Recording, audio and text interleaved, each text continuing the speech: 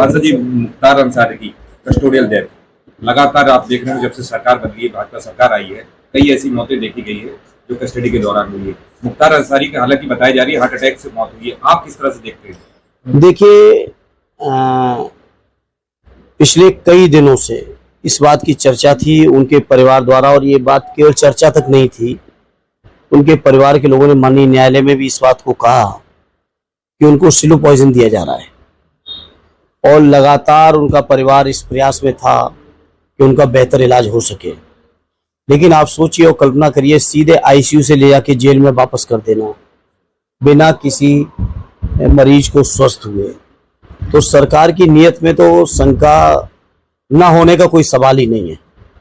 100% सरकार के द्वारा इस तरह की घटनाओं को किया जा रहा है। और आज बड़ा दुर्भाग्य है कि उत्तर प्रदेश के अंदर सबसे ज्यादा कस्टोडियल डेथ अगर कहीं है तो हमारे उत्तर प्रदेश में है।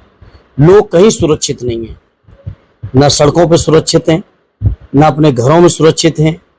जेल को लोग सुरक्षित स्थान मानते थे, अब जेलों में भी लोग सुरक्षित नहीं है। पता नहीं सरकार किसकी कब कहाँ हत्या करा दे, किसको जहर दिला दे, अब इस बात को कहना मुश्किल है। मुख्तार अंसारी का आप इतिहास जानते होंगे, उनके आपराधिक इतिहास रहा है। ऐसे में समाजवादी पार्टी द्वारा ट्वीट करके उनके दुख जाहिर किया है।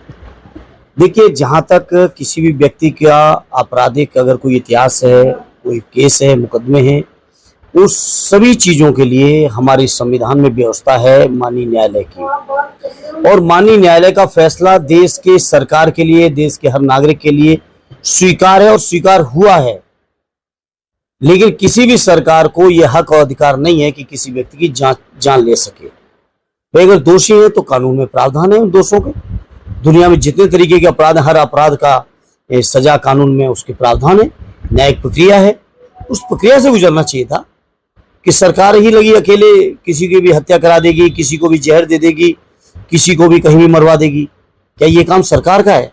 सरकार का काम है हर व्यक्ति की सुरक्षा करना और न्यायालय के फैसले का पालन करना। परिवार कह रहा है कि इसमें अंसारी जी की मौत पे षड्यंत्र रचा गया, उनको स्लो पॉइजन दिया जा रहा है।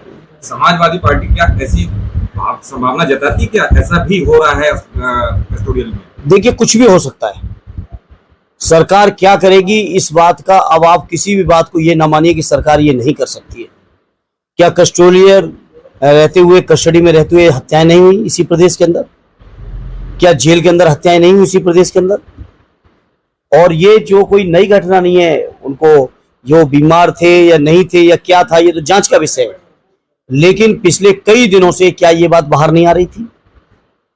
उनकी एक चिट्ठी भी पुरानी वायरल हो रही है, उन्होंने आशंका जताई थी कि उनकी मौत हो सकती है और इसमें कुछ लोग बिल्कुल। और अगर कोई बात ना होती, कोई जानकारी पुख्ता ना होती, तो इस तरह की चीजें मैं नहीं समझता कोई जेल में रह के इन बातों को स्टंट करेगा अपने जीवन को लेकर।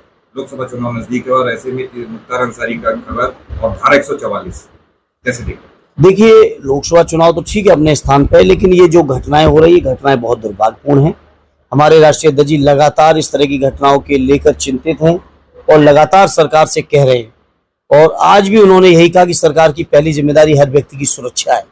और उत्तर प्रदेश की सरकार इस मामले में पूरी तरह से फेल है। उत्तर प्रदेश की सरकार जनता का विश्वास खो चुकी है।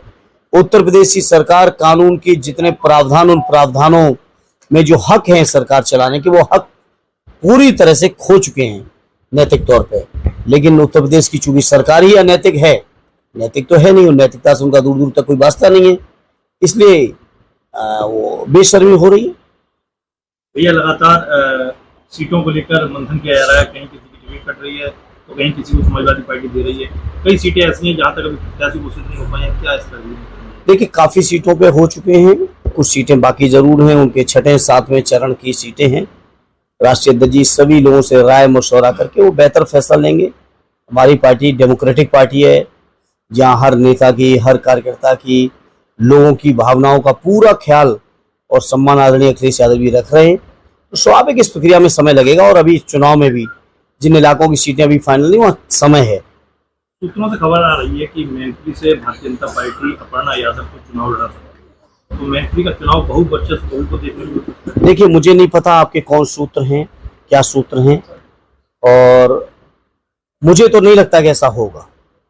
लेकिन मैंने कल भी कहा था मैनपुरी की मीडिया के बीच जो कोई भी भारतीय जनता पार्टी के उम्मीदवार के तौर पे आए मैनपुरी लोकसभा के अंदर लड़ने, वो ये मान के आए कि उसको कम से कम 3 लाख वोटों से हारना है।